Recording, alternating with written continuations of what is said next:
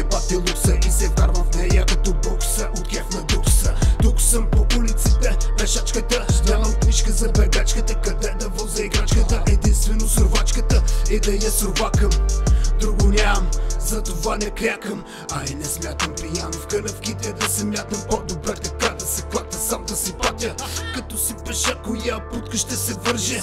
Виж се бедняк, стомахът ти от глад стърже. Комара също те лъже, какво се залагаш? Мечтата къща с двор, от нея трябва да избягаш. Какво предлагаш в това скучно време? Така какво?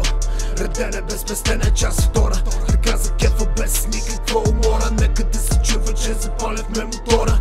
Римите писане с 300 зора. Ебавам се хора, имам някаква муза, сеш се за какво говоря. Обичам да мълча, не ми допада да споря. С празни мозъци не мога да се боря. Затова тегля бита и започвам да го коля. Да, и още нещо, мразя да се моля. Горе ръцете с масурите и двете знаеш. Дърпай дълбоко, без да се колебаеш. Казвай истината, без да се траеш. Знам да бъдеш разбран, цял живот мечтаеш. На какво ухаеш, сега в момента награден шиба рап, къде те продуцента? Няма безплатен обяд, плащаш си и песента и умираш от глад.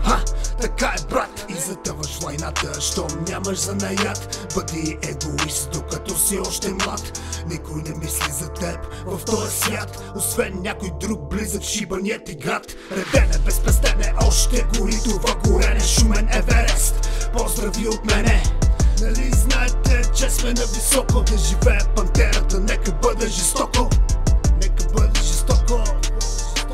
Чакане, брат ми, да, Еверест, шумен на високо.